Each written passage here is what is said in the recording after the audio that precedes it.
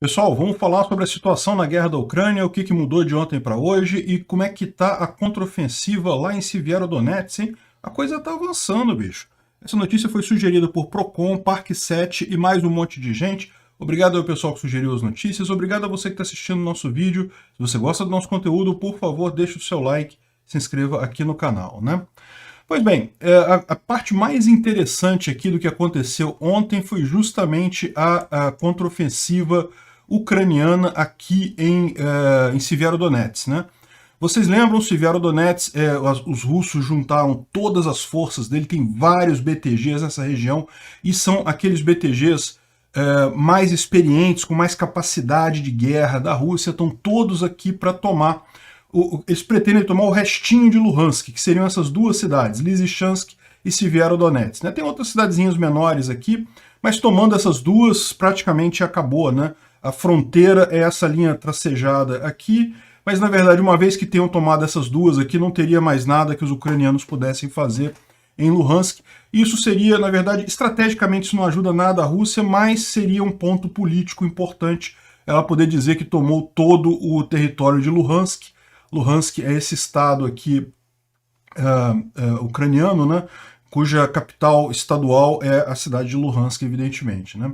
Pois bem, então os russos, eles avançaram, a gente contou ontem que os ucranianos prepararam realmente uma armadilha para eles, os ucranianos mantiveram eles fora da cidade durante muito tempo, eles tentando entrar, e aí de repente quando eles entraram, eles conseguiram avançar bastante, chegaram até essa parte aqui de ferrovias, aqui essa parte mais industrial da cidade, tomaram também Metalkini e essas outras regiões todas aqui, com muita facilidade, os ucranianos não ofereceram resistência, só que isso era uma armadilha, né?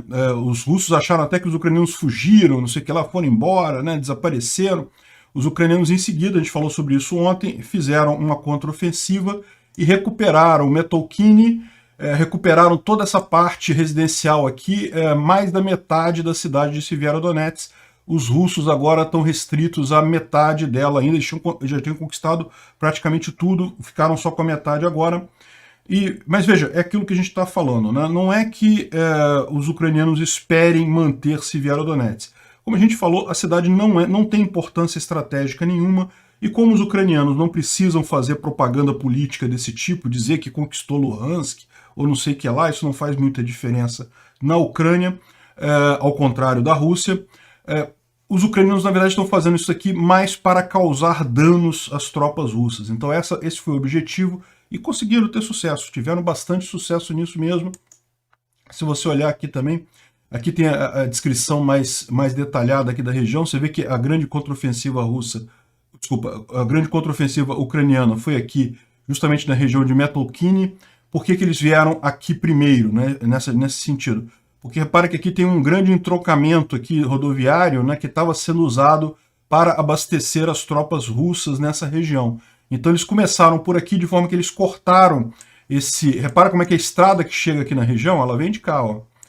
E era por aqui que estavam vindo as tropas russas, né? Eles têm uma outra fonte de suprimentos por aqui, mas toda essa parte de cada cidade estava sendo abastecida por aqui. Os ucranianos tomaram essa região aqui. É uma outra cidadezinha que fica, na verdade, um subúrbio de Severodonetsk, né, Metalkini. E aí interromperam esse tráfico e fizeram o contra-ataque nessa região toda aqui. Ainda estão brigando, ainda está tendo muita batalha lá, mas de novo, o objetivo dos ucranianos não é necessariamente livrar Severodonetsk totalmente, é principalmente causar muitos danos nos russos, né? Chega a ser curioso, né? A gente viu aquelas declarações do presidente Zelensky há um tempo atrás, dizendo que estava sofrendo muitas baixas em Severodonetsk, que a situação estava muito ruim lá. E a gente fica perguntando quanto disso não foi pura propaganda para deixar os russos à vontade deles avançarem e serem pegos no contrapé dessa forma para serem atingidos em seguida, né?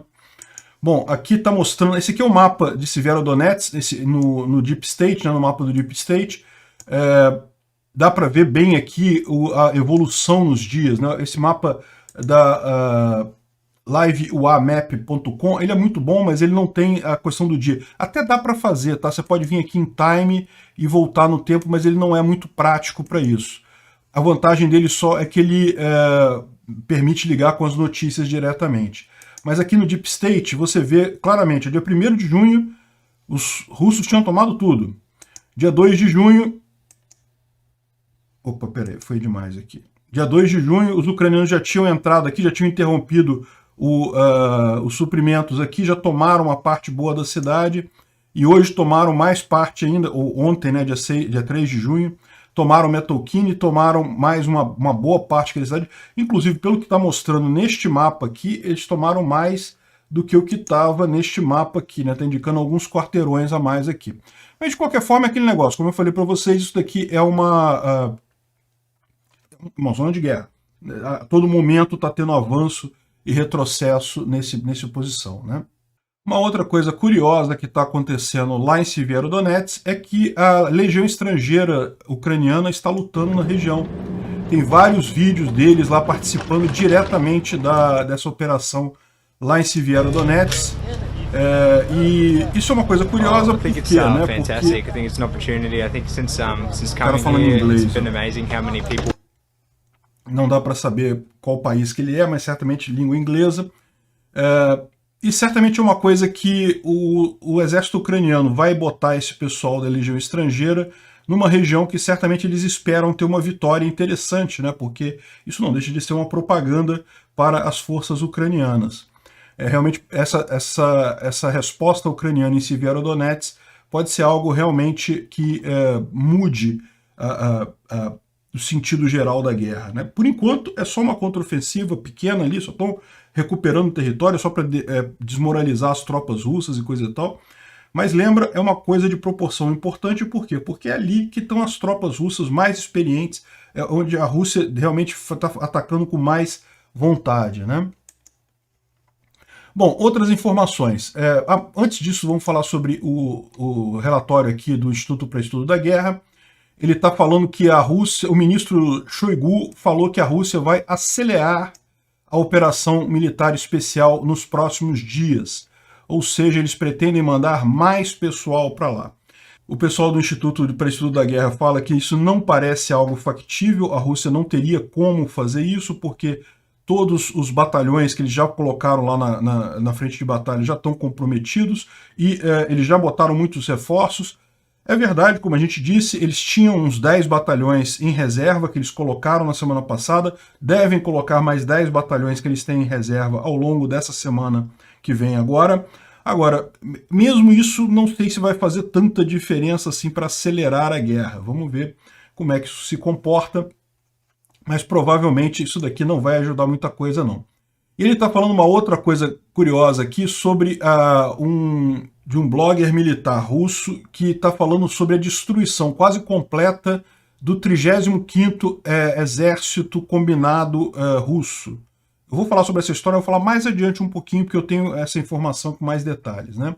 E uma informação nova, mas que não é nada surpreendente, os russos estão com problemas com tratamento médico. Eles não estão conseguindo prover tratamento médico para os soldados feridos na linha de batalha, né? Enfim, é situação bastante complicada lá para os russos nessa região. Bom, então como eu falei, botarem a legião estrangeira aqui é uma jogada arriscada, né? Se morrer muita gente dessa legião, seria algo que ficaria ruim para a Ucrânia no final das contas, mas parece que eles estão fazendo isso justamente porque é uma coisa que eles esperam ter um bom resultado, né? Bom, na região de Lima, os russos estão tentando atravessar o Severodonetsk River, né? Isso é uma coisa preocupante. Vamos aqui para Lima. Lima fica aqui. Os russos já tomaram a cidade, isso a gente já falou algum tempo atrás, né? Foi uma batalha sangrenta, os ucranianos também causaram muitos danos às tropas russas, mas a estratégia sempre foi essa. Em determinado momento, os ucranianos saírem para cá, para Raihorodok, e deixarem as tropas russas do lado de cá, do Severodonetsk, desse riozinho que passa por aqui, né? Então, essa é a questão. Parece que os russos estão tentando atravessar esse rio. Se eles conseguirem atravessar esse rio, é uma coisa ruim para a Ucrânia, muito ruim. Por quê? Porque Sloviansk é uma cidade extremamente estratégica, é uma grande cidade aqui nessa região e um dos principais hubs de transporte. Repara quantas estradas e ferrovias passam por aqui, né? Então é um hub realmente muito importante essa cidade e se os russos puderem atacar ela diretamente, seria algo ruim. Os russos tentaram durante muito tempo atacar ela a partir de Izium, mas não conseguem avançar aqui de jeito nenhum. Tem uma defesa ucraniana muito forte nessa região. Estão tentando por aqui. Vamos ver se vai acontecer alguma coisa. Por hora é só tentativa, mas certamente é algo que a gente tem que ficar atento, porque se eles ultrapassarem esse rio, se eles conseguirem botar o pé do lado de cá, a coisa pode ficar complicada para a Ucrânia, né? Bom, os HIMARS parece que os ucranianos já estão em treinamento para o uso do HIMARS, né? Não é uma coisa fácil de usar, mas também não é um treinamento muito demorado. Segundo as forças americanas, é coisa de poucos dias, eles vão estar capacitados a usar o lança-mísseis lá americano, né? Isso está acontecendo num lugar secreto, o que faz sentido, não vão expor onde é que está acontecendo esse treinamento, muito provavelmente em algum lugar da Polônia, mas ninguém sabe exatamente aonde. Estão fazendo o treinamento lá dos ucranianos para usar o MLRS, né? Ou seja, a gente espera, semana que vem, é possível já vermos os primeiros tiros dessa arma nessa guerra. E, bom, vamos falar sobre o 35º Exército Russo, né? O que aconteceu? Parece que houve um erro do comandante do exército russo, desse exército, né? E que acabou levando eles para uma série de operações indevidas com a destruição quase que completa do exército. É o que diz aqui essa mensagem já traduzida aqui. A mensagem original estava em russo, nesse blogger militar russo, né? E o cara estava contando aqui, ele está falando, tá puto da vida, né? Falando os absurdos que o comandante do exército fez e coisa e tal. Bliat é um palavrão russo, alguma coisa como... não posso falar aqui no YouTube, mas é tipo a palavra com F no inglês, com F também em português, né? Enfim. E ele está contando aqui que houve uma série de erros. Esse exército ele é da cidade de Belogorsk, que fica aqui, ó, próximo a Vladivostok, bem no leste da Rússia. Esse exército na Segunda Guerra lutou contra os japoneses, não lutou na frente aqui da Europa, né? Lutou contra os japoneses e coisa e tal, mas foi um dos exércitos que foi transferido pelos russos daqui para a Ucrânia, né? Transferiram uma parte significativa desse exército, desse 35º Exército para a Ucrânia, e aparentemente ele foi todo destruído em Zion, né? No final das contas sobrou, segundo ele diz aqui, menos de 100 combatentes nesse exército inteiro. Ou seja, é uma derrota terrível. Eles perderam um exército inteiro. Para você ter uma ideia, o que é o tamanho de um exército? Olha só, isso aqui é a divisão russa das Forças Armadas russas. Então eles dividem, né, o país em 5 distritos militares, né? Então você tem o Distrito do Sul, que é justamente essa areazinha mais marrom aqui no mapa, o Distrito do Leste, o Distrito do Oeste, que é essa área em vermelho aqui, o Distrito Central, que é a parte em verde, o Distrito do Leste, que é a parte em amarelo aqui, que fica bem lá no leste da Rússia, e o Distrito do Norte, que é o azul aqui, que fica sediada em Murmansk, né? Bom, então, repara que isso aqui é a principal divisão, aí em seguida você divide nos exércitos, né? nas forças. E repara aqui, ó, o Distrito do Leste tem aqui 5 forças. Uma delas é o 35º Exército, que está sediado em Belogorsk e que foi dizimado completamente nessa batalha, nessa região ali de Zion, por erro do comando desse exército, né? É lógico, a gente imagina que não foi o exército inteiro que foi mandado para a Ucrânia, foi pelo menos uma parte significativa dele, mas eles devem ter mantido algum pessoal aqui para a proteção local dessa região da Rússia. De qualquer forma, isso é uma derrota enorme. Isso mostra realmente um problema grande aí para os russos. Conseguiram dizimar a força toda usando meramente estratégias erradas ali na região de Izium, né? A gente tem falado sobre isso, se você reparar, Izium era para ser a principal ponto de ataque dos russos nessa segunda fase da guerra. Eles tentaram fazer várias pinças aqui, vários movimentos, mas nunca andaram, nunca conseguiram andar, nunca conseguiram sair daqui. Sempre a defesa ucraniana foi muito efetiva e acabou gerando esse tipo de problema, né? Bom, esse vídeo aqui É um vídeo bem engraçadinho, eu vou tocar ele rapidinho aqui, não vou tocar o vídeo todo não, tá, gente? Eu vou botar, de repente eu coloco o link dele na descrição, ou vai lá no meu Twitter. No meu Twitter eu compartilhei esse vídeo aqui, meu Twitter é @ancapso. Enfim, o que é isso daqui, né? Mais uma vez, Aqui, ó. Тяжелая огнеметная система, даже с активными наушниками. Mais uma vez, um repórter na televisão russa foi fazer uma matéria ao vivo, fazendo um streaming, né, da artilharia, explicando como é que é esse TOS-1, que é um flamethrower, né, um lançador de chamas, ou seja, ele lança, na verdade, munição incendiária, coisa e tal, e é uma arma que os russos têm usado muito, uma arma muito importante, uma arma que causa muitos danos civis, diga-se de passagem, e o cara tá amarradão ali fazendo o live stream dele, e aquilo que eu falo, esse tipo de coisa, a gente olha para cá, a gente vê só um pedaço de mato. Mas o pessoal que é da Ucrânia, eles olham isso daqui e falam, eu sei onde é que é esse lugar aí, eu sei que é num lugar tal. Aí, de repente, o cara começa a correr, porque começa a artilharia a bater. Eu tenho que ligar o som para vocês ouvirem. Пряника в виде информационной работы при помощи громкоговорителей и вот такого страшного кнута, о котором только если слышать. Olha o barulho da artilharia chegando. Aí todo mundo correndo. Понимаю, позиции засекли, скорее всего. Mas olha só, de qualquer forma, repara que ele começou a transmitir no segundo 50 é que começou a cair a artilharia, né? Isso mostra mais uma vez aquilo que a gente vem falando aqui. A artilharia ucraniana, ela tem um tempo de resposta extremamente curto. Muito rapidamente eles identificam a posição e conseguem jogar fogo nessa posição. Isso não é normal. A gente fez até um vídeo sobre isso lá no Visão Libertária, explicando sobre como o software que é usado pelos ucranianos para isso é muito acima até do que o software que é usado pelos americanos. O próprio pessoal do Departamento de Defesa americano reconhece que o tempo de tiro ucraniano é melhor que o americano no final das contas, né? E coisa desenvolvida lá na Ucrânia mesmo, não é arma entregue pela OTAN ou pelo Ocidente, né?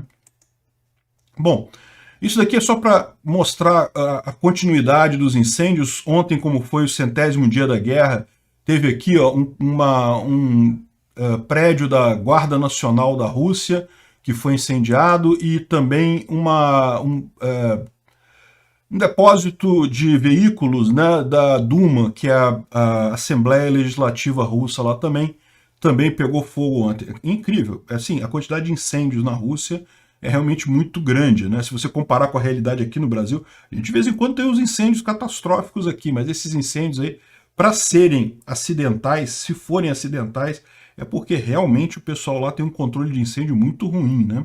Ou então, não são acidentais. Bom, a Ucrânia está acusando a Turquia de comprar trigo roubado pela Rússia. A gente tem falado sobre a quantidade de coisas roubadas pelos russos que estão sendo vendidas aí para vários países, né? E estão acusando a Turquia, na verdade, alguém dentro da Turquia que teria comprado esses grãos lá da Rússia, né? Parece que diz aqui na matéria que o próprio governo da Turquia se comprometeu a investigar esse assunto. A Síria é outro lugar que a Rússia tem levado os grãos, mas aí no caso da Síria meio que não tem o que fazer, porque lá o cara é muito aliado dos russos, não vai querer estudar isso daí, né? Bom, mais notícias sobre tratamento de câncer avançado do Putin, né? A gente já tinha mencionado alguma coisa, saiu mais um relatório de serviços secretos americanos dizendo que ele está com câncer avançado, ou seja, ele não tem muito tempo de vida. Qualquer tempo de vida para o Putin já é muito tempo de vida, tomara que acabe rápido. Uma outra notícia curiosa foi o crescimento do WhatsApp lá na Europa, principalmente na Ucrânia, né? E isso é uma coisa curiosa, porque, você sabe, o WhatsApp ele é muito popular aqui no Brasil, particularmente, né? Nos Estados Unidos, por exemplo. Na Europa também é bem popular, o pessoal que está na Europa depois me confirma, mas é bem popular o WhatsApp lá também. Mas, por exemplo, nos Estados Unidos, ninguém usa o WhatsApp nos Estados Unidos, o pessoal usa direto o SMS. E em outras regiões, por exemplo, na Ucrânia e na Rússia, era muito mais comum o Telegram do que o WhatsApp. Só que o WhatsApp tem criptografia ponto a ponto built-in já, que já é padrão, então está acontecendo um aumento muito grande na Ucrânia de comunicação via WhatsApp justamente para evitar esse tipo de coisa. Você sabe, a gente tem falado sobre isso, existem muitos movimentos partisãos, né? Ou seja, movimentos de pessoas, de civis nas regiões ocupadas pelos russos, que fazem ataques contra as tropas russas, né? E esse pessoal precisa de comunicação secreta, né? Repara que em Rubizny tem essa areazinha azul aqui, ó. Isso aqui indica que incrimina, na verdade, né, do lado de Rubizny.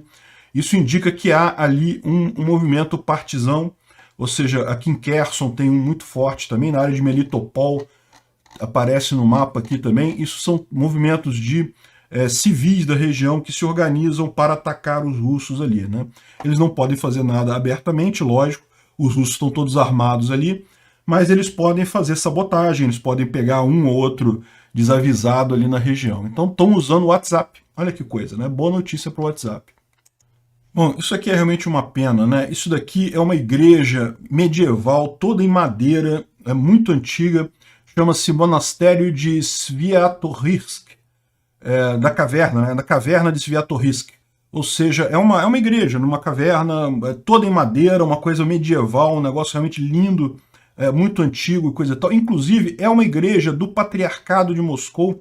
A gente já explicou isso daqui, né? A igreja ortodoxa, ela tem patriarcados, então é tipo o Papa que essa igreja abraça seria o Papa lá em Moscou, o Kirill, né? O Patriarcado de Moscou.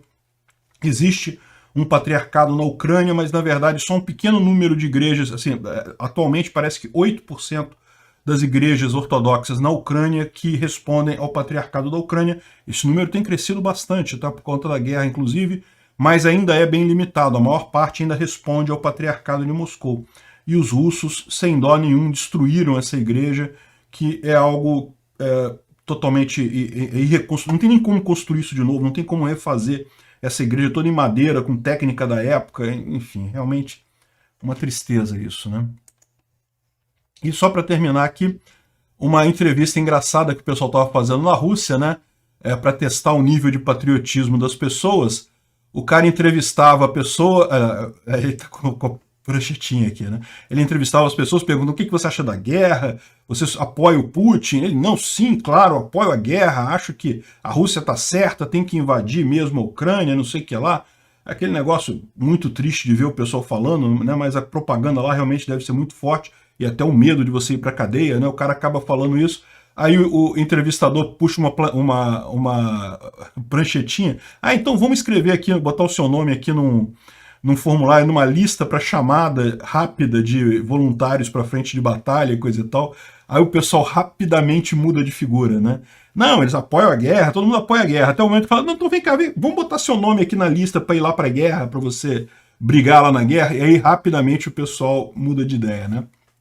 É realmente engraçado, né? O pessoal começa a dar desculpa, começa a falar mais fino, não sei o que lá. Não, pensando bem, olha só, mas então, vamos deixar pra lá, não dá, lembrei que eu tenho que ir não sei aonde. Ah lá, quando mostra o formulário, o cara fica assim, não, pensando bem, acho que é melhor não vou querer não, deixa pra lá. Obrigado por assistir o vídeo até o final. Além de curtir, compartilhar e se inscrever no canal, considere se tornar patrocinador com valores a partir de R$ 1,99. Clique no botão Seja Membro abaixo para saber as condições e vantagens de patrocinar o canal. Mais informações sobre o nosso projeto, visite nossos sites indicados na tela.